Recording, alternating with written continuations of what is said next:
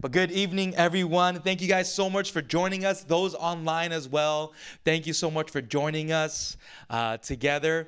This is just one of the great ways I love that I get to do is that at least once a week we get to see each other, we get to talk, we get to eat, we get to do all these fun things together because I love that. I love connecting with others. I really do. I think there's something special about when we have this connection, when we feel connected with others. I think there's something very, very valuable in that. And there's also something very valuable when we connect with other things in our lives. For me, one of the things that I love connecting with are like TV shows. You guys ever do that? Like you connect with like these fictional characters in your life. You're like, oh my gosh. I remember as a child, I loved Power Rangers. I'm not sure if you guys watch Power Rangers, but I grew up with Power Rangers and I always wanted to be the Red Ranger. Right? I didn't want to be the putty. I didn't want to be Zordon. If you guys don't know who they are, it's okay. Like I wanted to be the Red Ranger because the Red Ranger was cool. Or if you guys are Harry Potter fans, right? Like you feel for like Harry Potter, you feel for Hermione, you feel for Ron. Maybe some of y'all feel for Neville because I feel for Neville, and you feel for these characters, and because you connect with them. You connect and you feel this level that you just like have the same frequency. But one thing I've realized as I've gotten older is I don't really feel connected with like the main character anymore. Like I'm really starting to understand that I'm really connecting with the side characters, like the characters like no one knows. You know, I want to play a little game with y'all. Okay, can you name this character? All right, so here we have this character. Can you name him? Who is he? My husband, my boo, all right? Does anyone know who this is? Thor, all right, with his mighty hammer, right? And you see him bulging muscles, and you see like everyone like, oh, I want to be like Thor, right? And have Thor's body, right? But do you guys know this character? Anyone know him? Taiki's character. Anyone know this character's name? It is Korg. Oh my goodness, that's right. It is Korg. You are correct. He is a side character in Thor, and he is just a guy that is just off in the side, just chilling. He's like, hey, I'm trying to start a rebellion, but I didn't really pass out flyers, so no one knew. But hey, we're gonna do it again. So I just really resonate with Korg. I really like him. But let's try someone else. Let's try someone else. All right. So does anyone know who these people are? Lilo and Stitch. Oh, who doesn't love Lilo and Stitch, right? Right? Like you just go like, oh, you love it, right? But does anyone know Lilo's sister's name? Oh my goodness, that is correct. Her name is Nani. That's all. You guys are good. Oh, I've chosen the wrong crowd to do this with because you guys know these characters. With other people, they're like, I don't know. My gosh, I don't. Lilo's sister, you know. So, but you guys are good. And you know, if you guys don't know Lilo and Stitch's story, they're orphan, and Nani's taking care of Lilo, and she's like doing as best as she can to be the best older sister and keep the family together. And you just resonate with that. Oh, but some of y'all may just resonate with Stitch. You know, just destroy things and just it's okay. But there's one character that I have just kind of grown into as an adult. As an adult, I truly just understand and I just feel so seen when I see this man. And his name is Stanley from The Office. If you guys are not Office fans, it's okay. But Stanley is the epitome of going into the workforce. You go to work, you know, did you learn anything? I learned nothing. I go to a job that pays me too little. My kids go to a school that's too expensive. But the only thing I look forward to is pretzel day. That one day I get something sweet, or sleeping at work, or just doing clocking in, clocking out. And as an adult, I really resonated with Stanley. I just felt connected to him. And with that, you know, connection is really important for us. Connection is so important because we feel seen. We feel heard. We feel this way that's just so, how can I say, comforted when we connect with a character, when we connect with people. Because connection is a very important piece in human nature. As humans, we need to connect. When babies are born, it is vital that you hold a baby, that they have like physical touch time. You talk with the baby, even though they can't make any words. You just still communicate with the baby. You connect with the baby. It's so important. Even as us as adults, it's so important to connect because we understand the feeling of going into a job or going into a place and feeling like you don't know anyone and you just feel like you're floating in the middle of the ocean. And we're just like, why am I even here? Why do I even do what I do? And we even as adults know how important connection is. But why is it the older we get, the harder it is to connect? Why is it the older we get, it's harder to make friends? Why? Shouldn't it be easier with all the wealth and knowledge and everything? But no. We find it even more difficult to connect with people. And it doesn't get easier the older we get. And maybe it's because we were hurt by someone. Maybe because we were teased or maybe bullied. And that if I acted a certain way or if I liked a certain thing, I wouldn't be accepted. And we've been telling ourselves that in order to connect, I have to hide myself. But when we do that, we don't feel connection at all. So I want to ask this question for us today. I want to ask, how do we find connection? If connection is such an important piece in having a healthy relationship, if connection is such an important piece of being a human being, how do we find connection? And we're going to look in the story of Mark about how we find connection. Because we're going to look at a story where Jesus, he was doing these amazing things. He was healing people. He was casting out demons. And now a bunch of people were following him. A bunch of people were making a crowd. We're doing all these things. Like, we want to follow where Jesus is going. No matter if he crossed the lake, no matter if he walks miles and miles away, we want to go wherever this man Jesus is going. And we see in the story here, in Mark chapter 5, there was a large crowd who followed and pressed around him. And a woman was there who had just been subject to bleeding for 12 years. She had suffered a great deal under the care of many doctors and had spent all she had. Yet instead of getting better, she grew worse. And when she heard about Jesus, she came up behind him in the crowd and touched his cloak, because she thought, if I just touch his clothes, then I will be healed. And immediately her bleeding stopped, and she felt in her body that she was freed from her suffering. But at once, Jesus realized that power had gone out from him.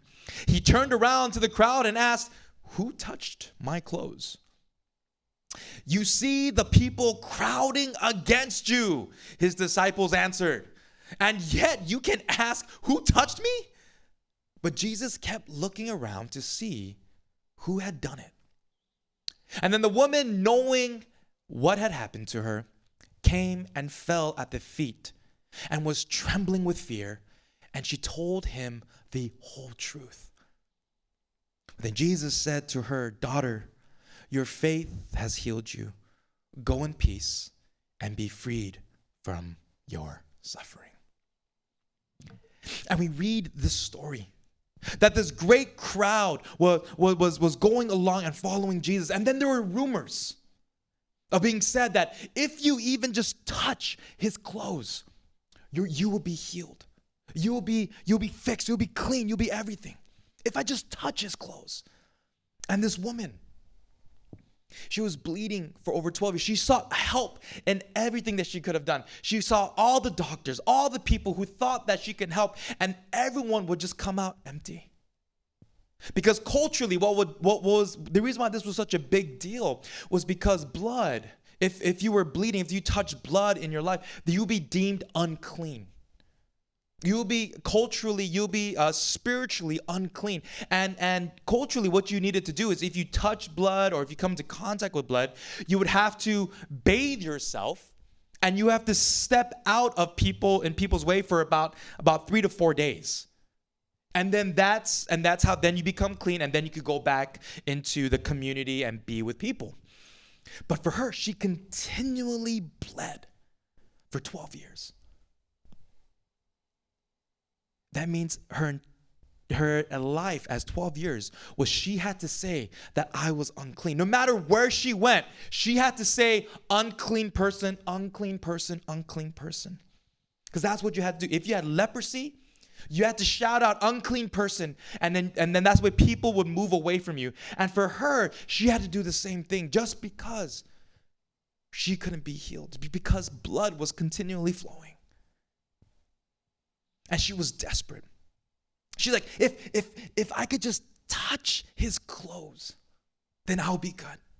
If I can just be and just maybe just have this moment, then maybe I will be healed. Because connection is so important for us. Even when we think we could be by ourselves.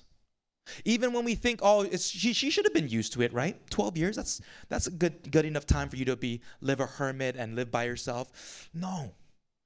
Even after 12 years of being alone, she couldn't get married. She couldn't have people next to her, because if someone was next to her, someone touched her, if someone even sat in the same chair that she sat on, they would be called unclean, and no one wanted to be unclean. And she was alone. She was afraid.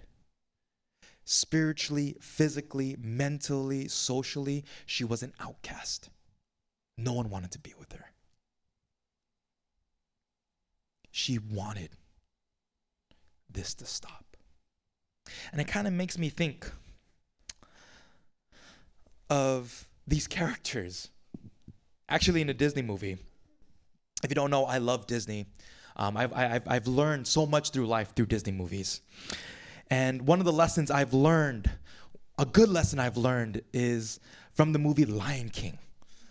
And there was a wise word that Timon and Pumbaa would tell young Simba is Hakuna Matata.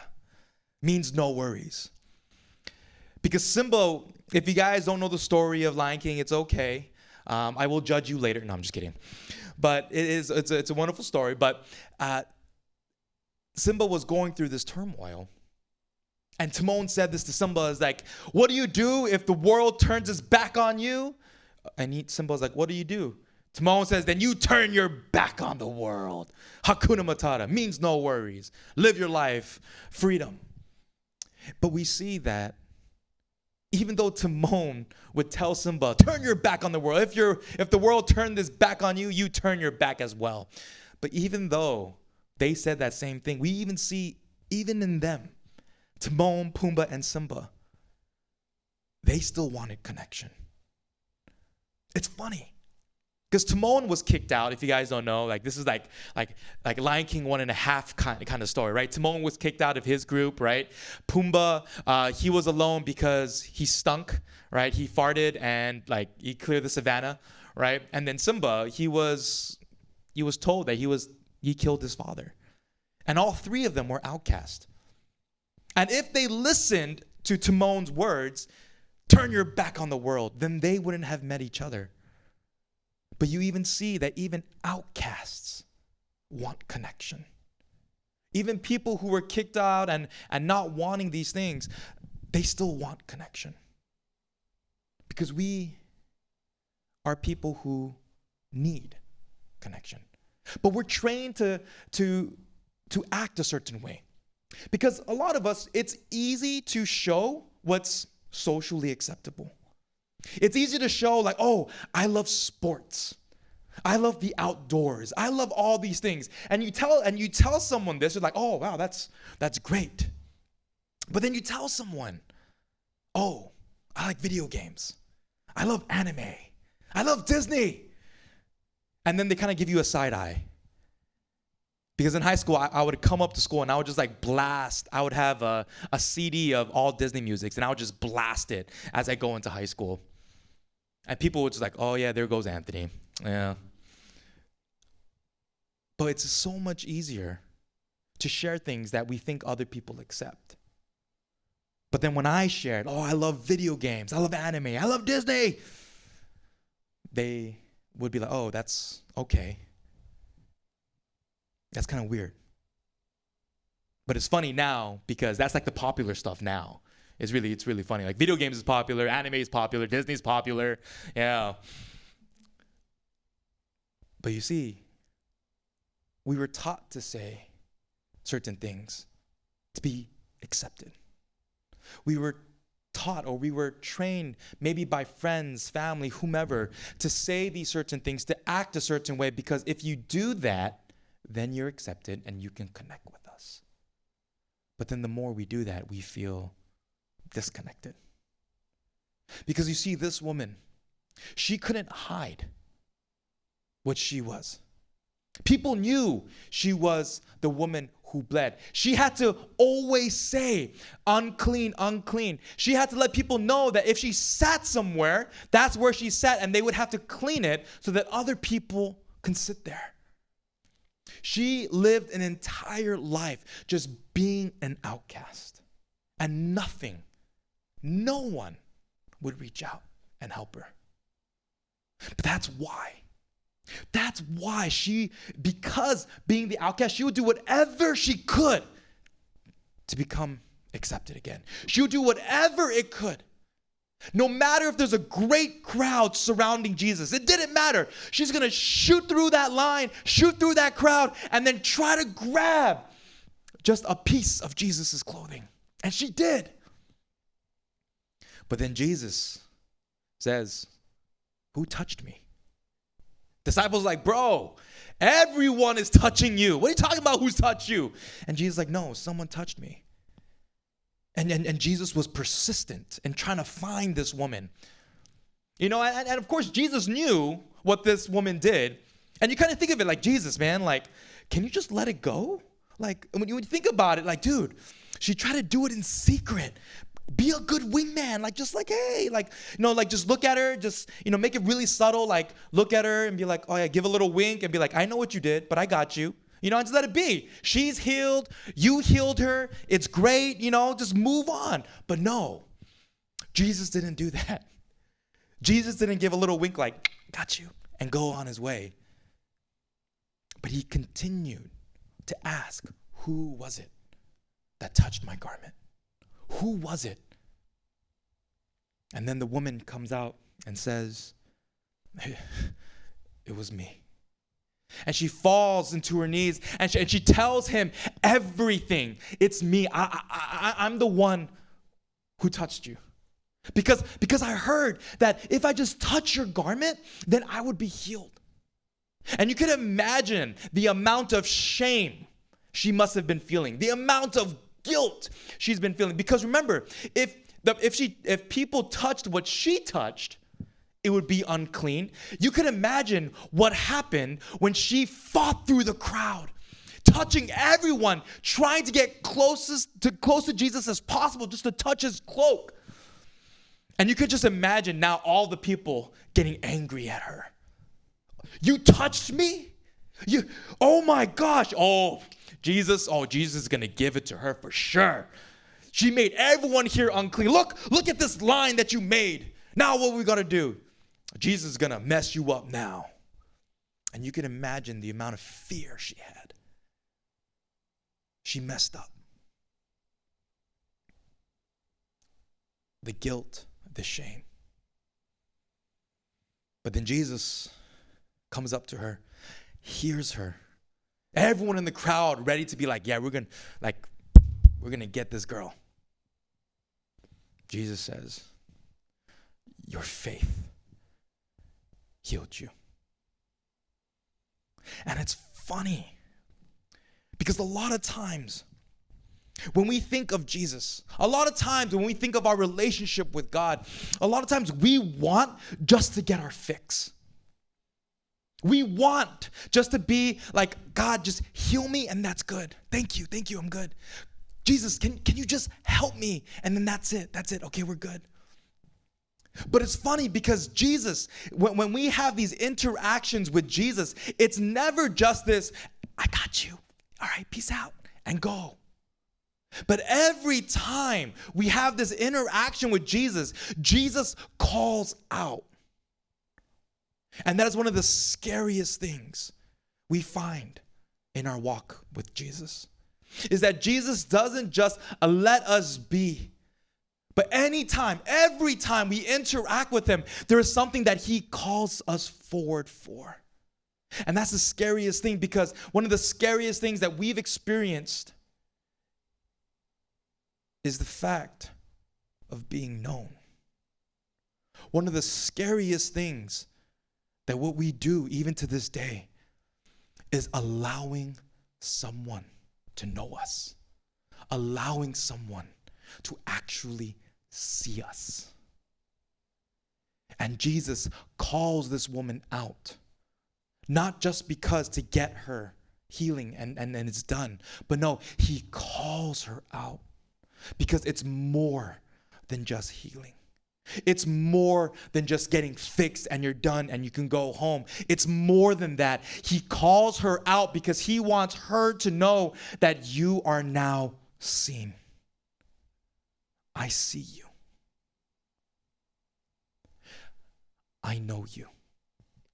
I know the pain you felt. I know that the feeling of being rejected, being an outcast by everyone. And everyone here is ready just to yell at you and mock you and get rid of you and throw you outside the city. But I want everyone here to know you. I want everyone here to see you. Because just as much as these people were causing her suffering, just as much as the crowd and people you could just imagine in her 12 years making her an outcast, Jesus brings her up and heals all that right now. She not only felt it physically, she not only felt it spiritually, but now she got to see it in action. That she is no longer the image that everyone claimed her to be dirty, to be an outcast. No, but she is now a redemptive piece, that she is now a person that is part of the community, that is part of these people.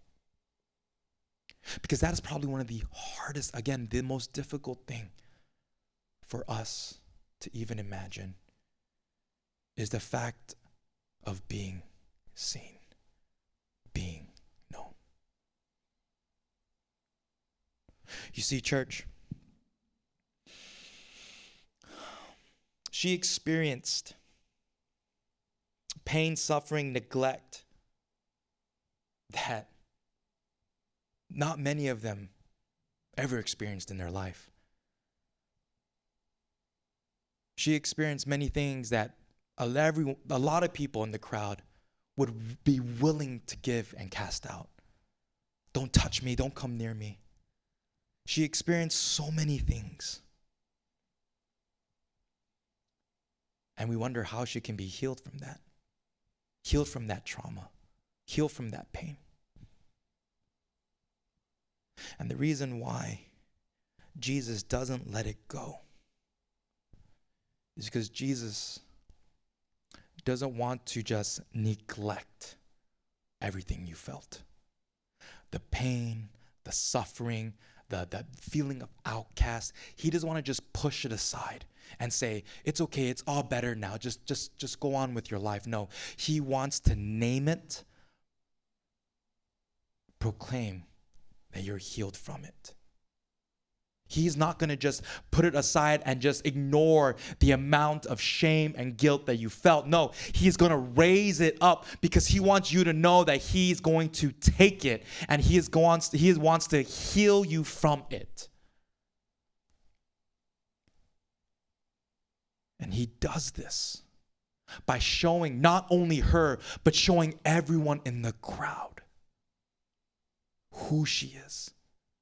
A beloved daughter that many people have thrown away. But now she is a precious daughter. You see, I asked this question: how do we find connection? A lot of times, again, we try to find connection to maybe trying to fit in. Maybe trying to do the things that I feel that people will accept me if I do. But we know that we can follow all the rules, we can follow all the paths and whatever people like, but that's not going to make us feel connected. How do we find connection? Connection is not about just fulfilling our needs, but giving ourselves to be seen and known.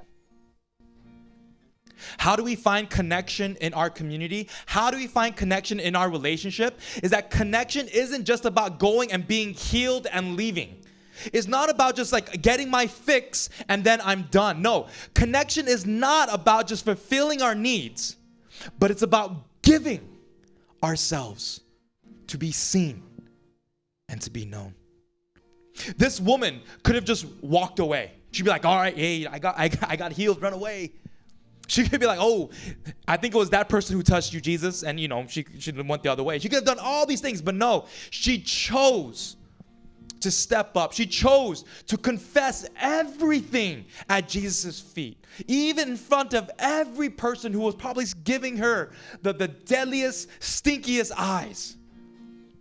But she did it.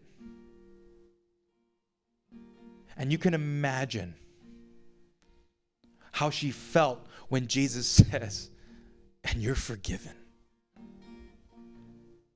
When she confesses all the things that she's been bottling up, all the things that she's been carrying by herself, you could imagine how freeing she felt when she decided that, you know what, I'm going to be seen and I'm going to be known. I'm going to just share everything to you.